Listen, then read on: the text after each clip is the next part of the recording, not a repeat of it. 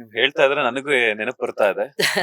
ಯಾಕಂದ್ರೆ ನಾನು ಒಂದಷ್ಟು ಮೊನ್ನೆ ಅಷ್ಟೇ ಇದು ಎಲೆಕ್ಷನ್ ಆಯ್ತಲ್ಲ, ಸೊ ಆ ಒಂದು ಸಂದರ್ಭದಲ್ಲಿ ಒಂದೇ ದಿನ 2 ಬಾರಿ ಅವರನ್ನ ಮಾತನಾಡಿಸಿದೆ, ಹಾ ಚಿಟ್ ಚಾಟ್ ಅನ್ನ ಮಾಡಿದೆ. ಹಾ ದರ್ಶನ್ ಸರ್ ಜೊತೆಗ ದರ್ಶನ್ ಜೊತೆಗೆ ಒಂದೇ ದಿನ ಲಕ್ಕಿ 2 ಬಾರಿ ನೀವು. ಇಂಟರ್ವ್ಯೂಸ್ ತರ ಅಂದ್ರೆ ಒಂದು ಹಾ 5-5 ನಿಮಿಷ ಮಾಡಿದೆ 2 ಸಲ, ಹಾ ಬೆಳಗ್ಗೆ ಒಂದ್ಸಲ ಸಂಜೆ ಒಂದ್ಸಲ. ಅವರು ಸಹ ಎಷ್ಟು ಚೆನ್ನಾಗಿ ಮಾತಾಡ್ತಿದ್ರು ಅಂದ್ರೆ ಸರ್ ಅಂತಾನೆ ರೆಸ್ಪೆಕ್ಟ್ ಅನ್ನ ಮಾಡ್ತಾರೆ. ಸೊ ಅದ್ರ ಜೊತೆಗೆ ಇಷ್ಟೆಲ್ಲಾ ಒಳ್ಳೆ ಗುಣಗಳನ್ನ ಹೊಂದಿರುವಂತಹ ದರ್ಶನ್ ಅವರು ಒಂದು ಒಂದು ಆರೋಪದಲ್ಲಿ ಜೈಲು ಪಾಲಾಗ್ತಾರೆ. ಸೊ ಇದು ನಿಜಾನ ಸುಳ್ಳ ಅನ್ನೋದು ಕೋರ್ಟಿನ ಮೇಲೆ ಡಿಸೈಡ್ ಆಗಿದೆ. ಸೊ ಒಬ್ಬ ಅಭಿಮಾನಿಯಾಗಿ ಕನ್ನಡಿಗರಾಗಿ ಸೊ ನೀವೇನು ಹೇಳ್ತೀರಾ? ಬಿಕಾಸ್ ಯಾಕಂದ್ರೆ ಅವ್ರ ಜೊತೆ ಇದ್ದು ಕೆಲಸ ಮಾಡಿದೀರಾ, ಅವರನ್ನ ಎದುರುಗಡೆ ಸಿಕ್ಕಾಗ ಮಾತಾಡ್ಸಿದೀರಾ, ಅವ್ರು ಯಾವ ರೀತಿ ನಡ್ಕೋತಿದ್ರು ಅಂತಾನೆ ನಿಮ್ಗೆ ಗೊತ್ತಿದೆ, ದಾನ ಧರ್ಮಗಳು ಮಾಡೋದು ಗೊತ್ತಿದೆ. ಸೊ ಏನ್ ಹೇಳ್ತೀರಾ? ದರ್ಶನ್ ಸರ್ಗೆ ಹೆಣ್ಮಕ್ಳು ಅಂತಂದ್ರೆ ವಿಪರೀತ ಗೌರವ. ಹ್ಮ್. ಮೊದಲನೇ ದಿನ, ಮೊದಲನೇ ಶಾಟ್, ಮೊದಲನೇ ಸೆಕೆಂಡ್ ಅಲ್ಲೇ ಅವ್ರು ನನ್ನ ಅಮ್ಮ ಅಂತ ಬಾಯಿ ತುಂಬಾ ಕರೆದಿದ್ರು.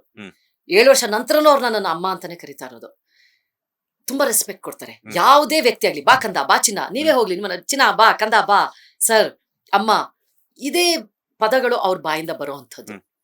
ಅವ್ರನ್ನ ಯಾರು ಹೇಗೆ ಟ್ರೀಟ್ ಮಾಡ್ತಾರೆ, ಅವ್ರು ಅದೇ ರೀತಿ ಬೇರೆಯವ್ರನ್ನ ಟ್ರೀಟ್ ಮಾಡ್ತಾರೆ. ಹೌದು. ನೀವ್ ಅವ್ರ ಜೊತೆ ಚೆನ್ನಾಗಿರ್ತೀರಾ, ಅವ್ರು ನಿಮ್ ಜೊತೆ ಇನ್ನೂ ಚೆನ್ನಾಗಿರ್ತಾರೆ. ಅವ್ರ ಜೊತೆ ಹಂಬಲ್ ಆಗಿರ್ತೀರಾ, ನಿಮ್ಗೆಂತ ಕೆಳಗಿಳಿತಾರೆ ಅವರು. ನೀವು ಇಷ್ಟು ಚಿಕ್ಕ ಚೇರ್ ಮೇಲೆ ಕೂತ್ರೆ ಅವ್ರು ಚಾಪೆ ಮೇಲೆ ಕೂತ್ಕೊಂಡ್ ಬಿಡ್ತಾರೆ. ಆ ರೀತಿ ಆದಂತ ಒಂದು ಸರಳ ವ್ಯಕ್ತಿತ್ವ ಇರುವಂತಹ ವ್ಯಕ್ತಿ ದರ್ಶನ್ ಸರ್ ಅವರು. ಸಿಚುವೇಶನ್ ಏನಿತ್ತು, ಪರಿಸ್ಥಿತಿ ಏನಿತ್ತು, ಏನ್ ನಡೆದಿದೆ, ಏನಾಗಿದೆ, ಸತ್ಯವಾಗ್ಲೂ ನನಗ್ ಗೊತ್ತಿಲ್ಲ. ಎಷ್ಟು ಮಟ್ಟಿಗೆ ತನಿಖೆ ನಡೆದಿದೆ ಅಂದ್ರೆ, ಒಂದಿನ ಅಲ್ಲ, 2 ದಿನ ಅಲ್ಲ, 7 ತಿಂಗಳ ಕಾಲ ತನಿಖೆಯನ್ನ ನಡೆಸಿದ್ದಾರೆ. ನಡೀತಾನೆ ಇದೆ. ಎಷ್ಟು ದೊಡ್ಡ ಟೀಮ್ ವರ್ಕ್ ಮಾಡಿದೆ ಇದ್ರ ಸುತ್ತ. ಹಾಗಾಗಿ ಏನಾಗಿದೆ, ಏನ್ ಕತೆ, ನನಗೆ ಸತ್ಯವಾಗ್ಲೂ ಏನೂ ಗೊತ್ತಿಲ್ಲ.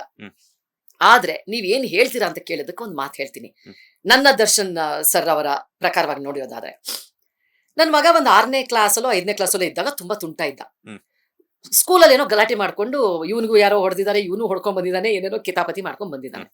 ನೆಕ್ಸ್ಟ್ ಡೇ ನಂಗೆ ಪ್ರಿನ್ಸಿಪಲ್ ಕಾಲ್ ಮಾಡಿದ್ರು, ನಿಮ್ ಜೊತೆ ಮಾತಾಡ್ಬೇಕು, ಬನ್ನಿ ಶಾಲೆಗೆ ಅಂತ. ಹೋದೆ.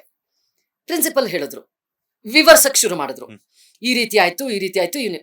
ಅದೇ ಮೇಡಮ್ ನಿಲ್ಸಿ, ನಿಮಗ್ ಗೊತ್ತಿದೆ ಏನ್ ನಡೆದಿದೆ ಅಂತ.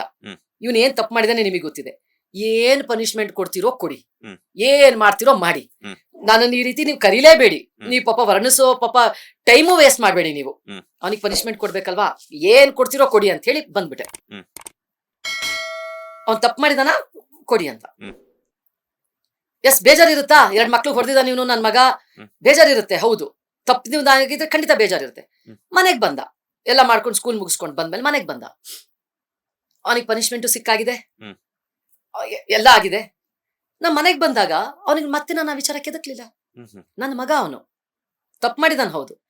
ನಾನ್ ತಾಯಿಯಾಗಿ ಏನ್ ನಿಭಾಯಿಸ್ಬೇಕು, ಮನೆಗ್ ಬಂದ, ಊಟ ಮಾಡಿಸ್ದೆ, ಅವನಿಗೆ ಏನೋ ಸ್ನಾನ ಮಾಡ್ಕೋಕಂದ, ಇವತ್ತೇನು ಹೋಮ್ವರ್ಕ್ ಇದೆ ಮಾಡ್ಕೊಪುಟ, ಊಟ ಮಾಡಿಸ್ದೆ, ಮಲಗಿಸ್ದೆ. ದಿನ ಏನ್ ಮಾಡ್ತಾ ಇದ್ನೋ ಯಾವ್ದ್ರಲ್ಲೂ ಕುಂದು ಕೊರತೆ ಬರ್ಲಿಲ್ಲ. ಯಾಕೆ? ಅವ್ನು ನನ್ನ ಮಗ, ನಾನು ಹೊತ್ತು ಹೆತ್ತು ಸಾಕಿರುವಂತ ನನ್ನ ಮಗ. ನಾನು ಪ್ರೀತಿಸ್ತೀನಿ, ನನ್ನ ಜೀವಕ್ಕಿಂತ ಹೆಚ್ಚಾಗಿ ನನ್ನ ಮಗನ ನಾನು ಪ್ರೀತಿಸ್ತೀನಿ. ಅವ್ನು ತಪ್ಪು ಮಾಡಿರೋದು ನಿಜ, ಅವನಿಗೆ ಪನಿಷ್ಮೆಂಟ್ ಆಗಿರೋದು ನಿಜ, ಅದೆಲ್ಲ ಒಂದ್ ಭಾಗ. ನನ್ನ ಪ್ರೀತಿ ನನ್ನ ಮಗನಿಗೆ ಕಡಿಮೆ ಆಯ್ತಾ? ಇಲ್ಲ. ಇದೇ ಭಾವನೆನ ನಾನು ದರ್ಶನ್ ಸರ್ ವಿಚಾರವಾಗಿ ಹೇಳಕ್ ಇಷ್ಟಪಡ್ತೀನಿ. ಅಲ್ಲಿ ಏನ್ ಬರುತ್ತೋ ನ್ಯಾಯಾಂಗದಿಂದ, ಕೋರ್ಟ್ ಏನ್ ತೀರ್ಪು ಕೊಡುತ್ತೋ, ಇನ್ನೇನಾಗುತ್ತೋ, ಸಿಚುವೇಶನ್ ಏನಿತ್ತೋ, ಏನ್ ನಡೆದಿದ್ಯೋ ಫೈನ್, ಅದನ್ನ ನೋಡ್ಕೊಳಕ್ಕೆ ಟೀಮ್ ಇದೆ.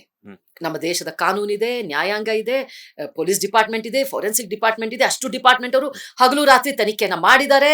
ಅವರು ಏನ್ ಕೊಡ್ತಾರೋ ಕೊಡ್ಲಿ.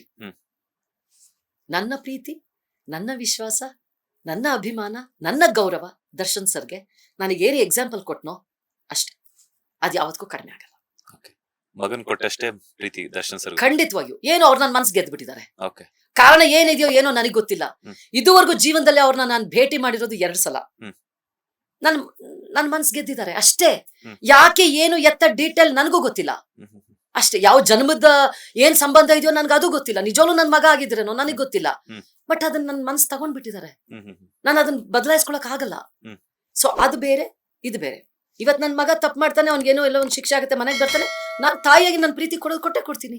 ಅವನು ನಾನು ಅವತ್ತು ರೋಡ್ ಮೇಲೆ ಮಲಗಿಸ್ಲಿಲ್ಲ.